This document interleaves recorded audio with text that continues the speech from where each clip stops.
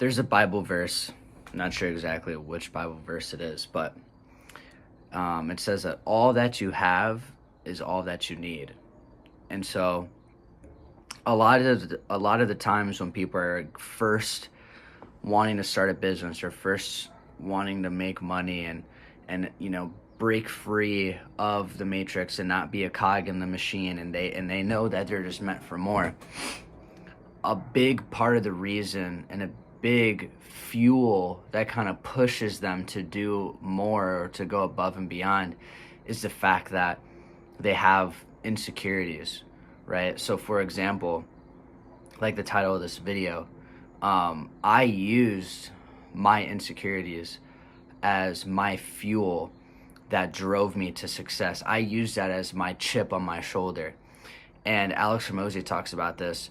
The three most common traits of ultra successful people is, number one, a superiority complex. Again, they think that they're meant for more. They think that they're just better than everybody. Like, they have the I'm him mentality. Number two is that they have crippling insecurity. Now, I wouldn't say I had insecurity to the point where it was like crippling or anything. I'll kind of dive into what I mean by my insecurities. And the other thing is that they're a hanger, or like they're a cleaner. If you've ever read the book by Tim Grover, I think it's called Limitless. Yeah, I'm pretty sure it's called Limitless. Basically, Tim Grover is just a trainer, and the mindset and PT trainer for Kobe and for Michael Jordan. And he talks about how they're a cleaner and how there is no bar. People set a bar and then they try to aim for that bar. Kobe and Jordan didn't have any bar. They just wanted to be the best of the best. They just wanted to be the best version of themselves. And if they were number one, then they wanted to get even higher and even better. And they just kept there was no comparison. There was no bar. There was no goal. It was just being the absolute best that they could possibly be. Again, going back to what I was saying, sorry, my dog was barking, is that all that you have is all that you need. When you're in a position to where you're starting, sometimes all you have is that insecurity. Like, so for example, for me, I don't know if I'm just fucking retarded or if this has anything to do with it, but like, my mom moved here when she was 19. She had me when she was 20, and so she didn't really speak any English when I was growing up. It took her a while to obviously learn English. People don't just learn English instantly as soon as they move here, right?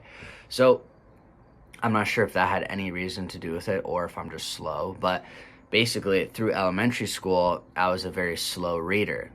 Well, my ex-girlfriend, she would tell me how her mom would read to her all the time, that she was already reading books and stuff by the time she was 2 years old. She was already reading. Me, I didn't even pick up my first book or even begin to even start reading until I was in kindergarten, right?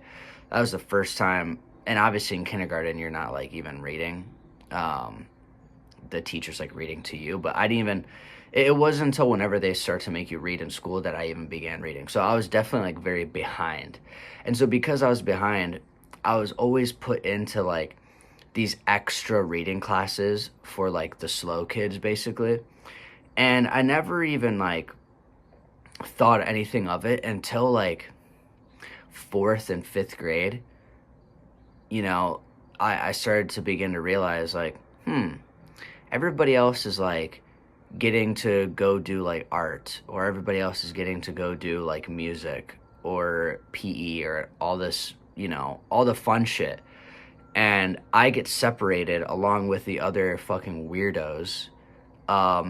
And I have to do extra reading classes. And I don't know if you guys remember this or if you guys did this in your school, but there would be, times where they would pull everybody out of the classroom in elementary school and you'd have to read a passage and they would time you and see how far you could get. Bro, I would not get very far at all. Basically, I was just a very slow reader, especially reading out loud. And then there was also a ton of words that I didn't know, so I'd get stuck on those words. And it was just bad. I was just a really bad reader, basically. And then, I started to feel like less than. I started to feel like I was an idiot. And school made it worse because they were separating me from the regular kids, and they were purposely like outcasting me, putting me like, everyone would be like, "Hey, where were you in gym?" Or like, "Hey, where were you in like art or in music?" And I just felt so embarrassed. I'd always like lie and say like, "Oh, I went to the nurse," or like some random bullshit like that. I don't remember exactly what I would say, but I would just like make an excuse as to why I wasn't there. I wouldn't say like, "Oh, I'm a fucking idiot and I can't read, so I have to like take extra reading classes while you guys get to do fun shit." Um, and then that carried over into middle school. And in sixth grade, same thing, dude. It's like everybody got to take like an elective. I didn't get an elective. I had to take extra like reading classes. And again, dude, I think honestly the most embarrassing part was not even that like I was having to take extra reading classes. Like obviously that was embarrassing within itself. But the thing that honestly pissed me off the most were the other kids that were in there, because then I would like compare myself to them. I'm like, fuck, dude. I'm in like the slow reading class, not able to take an elective like everybody else. And I'm with like the fucking losers. I'm with the weirdos. Like the kids that were in there, like I know all their names because obviously I like went to school with them my whole life, but like I'm not gonna say their names. But just thinking back to the kids that I was in those classes with, it was just fucking humiliating, honestly. And that really bothered me. That really like put a chip on my shoulder. Like that really, I almost felt like I needed to make up for that in different ways. Um, and there wasn't really any opportunity for me to make up for it at all in like middle school. Luckily, in seventh grade, all of sixth grade, I basically was just telling them I don't want to be in this shit anymore. I don't need it. I don't want to be in this shit anymore. And then they're finally like, basically the school district met with like my parents. And because I was on their ass about it, dude. I was like, I don't want to be in this shit. You guys are like outcasting me. I don't fucking need this reading class anymore. I definitely needed it. I absolutely needed it in elementary school because I didn't fucking know how to read. But once I was in middle school, like I knew how to read. Like when I was in sixth grade, I didn't need that extra help anymore. And then in seventh grade, they finally took me out of it. Like they were like, okay, well you have to get these amount of grades. You have to do this and this and this and this. And I did it. Like I went fucking hard on my grades in sixth grade. Like I really tried basically because I wanted to get out of that shit. Fast forward seventh grade, eighth grade, just now I'm like, regular classes. I'm not in like the stupid classes anymore. And then in high school, I don't know what it was, but like I just still kind of carried that I'm not good enough type of insecurity with me. Like I needed to prove myself to people. And I started various businesses, right? The main one that I started in high school that did very well, when I say very well, I mean like as a 16-year-old, I was making like $1,000 a week, so $4,000 a month with my own business at 16, 17 was pretty freaking awesome. I started a car detailing business. I started a YouTube channel because I was super into cars. I still am really into cars, hence the Porsche GT3 RS behind me. And I just felt like I had something to prove to people. And I just had this massive chip on my shoulder because, people would make fun of me in high school because of my YouTube channel. People would make fun of me in high school because I started a business. And honestly, I didn't care, but it did piss me off though, which is really good because it just put a fire underneath my ass to kind of just be like, okay, fuck you shit talking ass motherfuckers. And it fucking worked. And so that's why I share this with you guys, because I see a lot of videos, or I see a lot of like masculine men who pretty much, well, it's kind of like 50-50. Like obviously there's a ton of business entrepreneurs that say like that are very vulnerable and just fucking real. Like I'm trying to be real with you guys. And they're like, yeah, I got rich because I was insecure. And then through building myself to become rich, I realized that like being rich isn't going to help. And that's exactly where I'm at too. But at the beginning, again, going back to what to that Bible verse that I said, is like, you know, all that you have is all that you need. A lot of the time, all that you have is that insecurity. And so you use that as fuel to push you to be successful. And then there's half of these, you know, people that I see on the internet that are like, you know, real men are not insecure about anything or whatever. And I'm just like, bro, that's bullshit. Like everybody has some type of insecurities in one shape or form.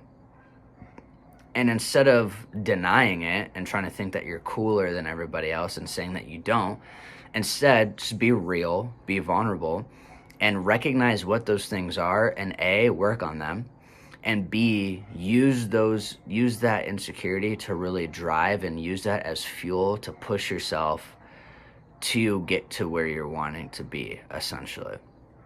And so the main thing that I'll say is that it's only temporary.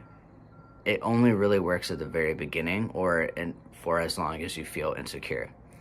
In terms of nowadays, my main focus is retiring my parents. My main focus is retiring my grandma. My main focus is putting my sister through college and helping out my sisters, both of my sisters, with getting cars because neither one of them have one. It used to be the insecurity of not feeling like I'm enough. What really fixed that, honestly, was not money. Money did not fix that. I was making a bare minimum $25,000 a month, and then on good months I was making like 35 to 40 grand a month. It just made it worse. Like I was making all this money and I was just spending it like crazy to purely just flex, to basically just try to shit on the people who like used to shit talk, basically. It didn't help at all. What really put me into alignment was A, creating a relationship with God.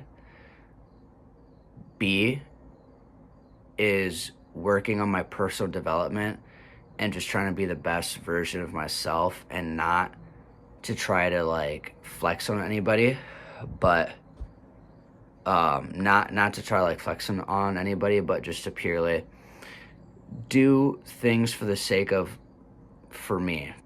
So here's the deal, is use those insecurities as your motherfucking fuel.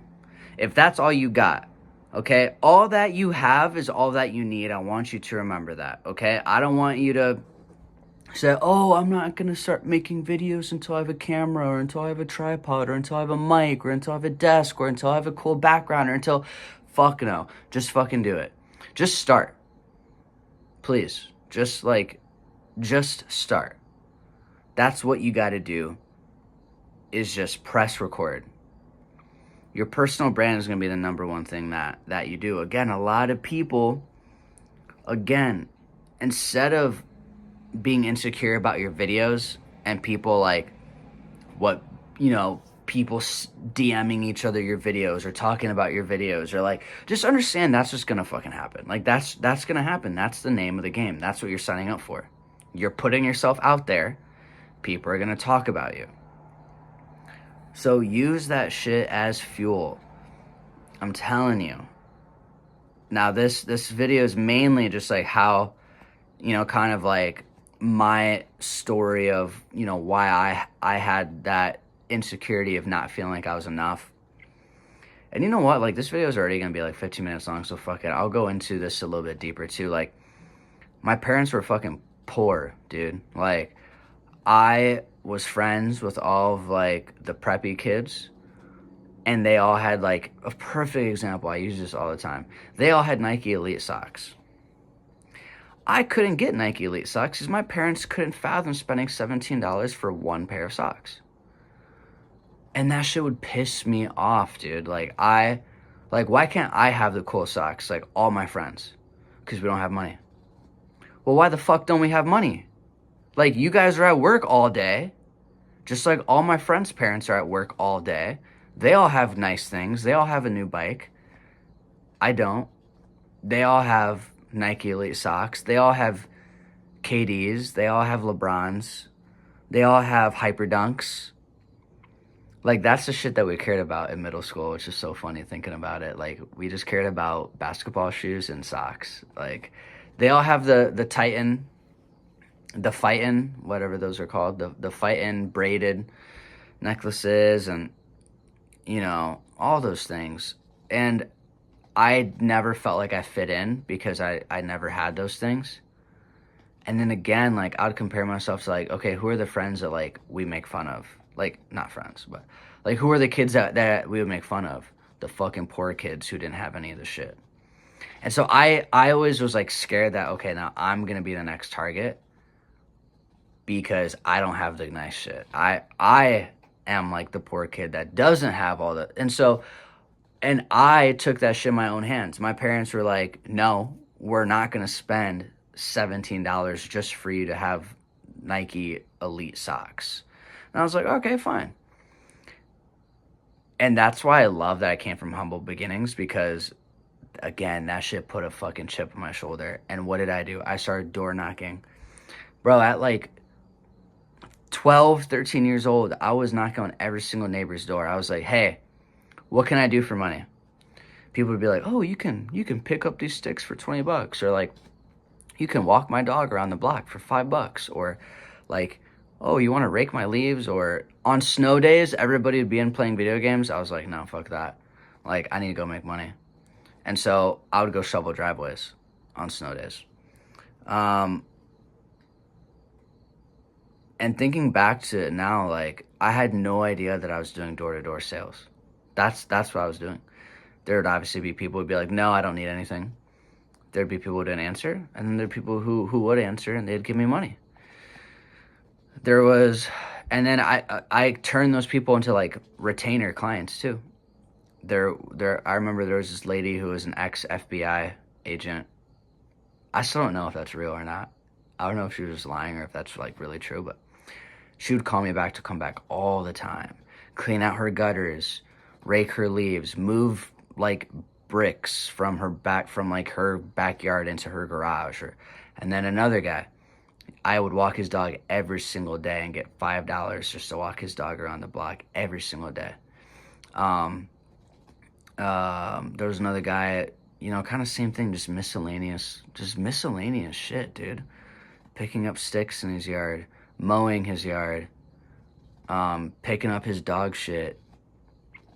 Just a ton of things, just because I wanted to have the same nice things that my friends had, but my parents couldn't afford it, so I had to go do it myself.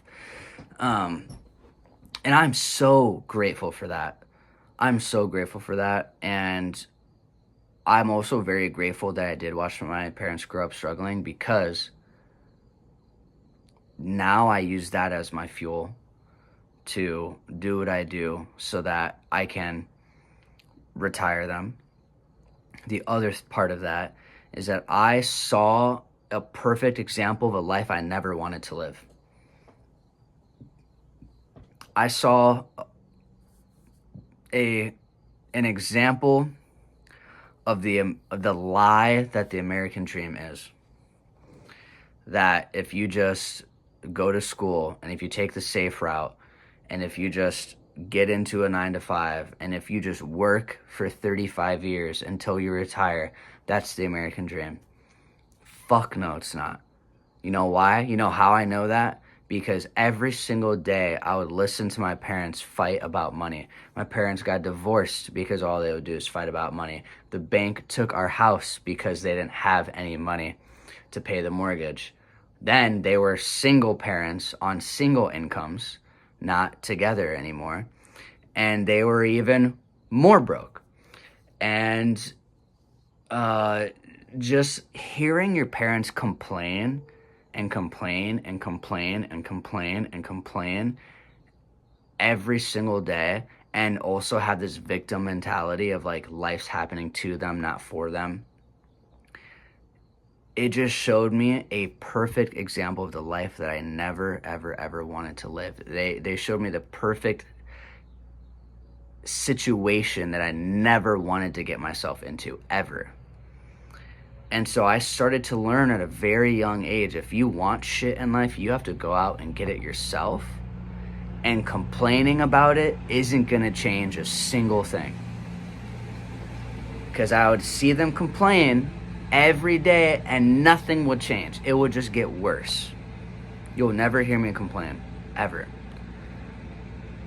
Because life happens for me, not to me. Guys, I'm going to start posting real talk videos like this a lot. Make sure to subscribe. Make sure to send this to your friends who are also trying to get into personal development, who also want to get into business, who want to make money online. If you want to get one-on-one mentorship with me, first of all, it's free. Because the only way to get one-on-one mentorship with me is if you join my sales team. To join my sales team, you have to be 18. You have to live in the United States, and you have to have a good work ethic.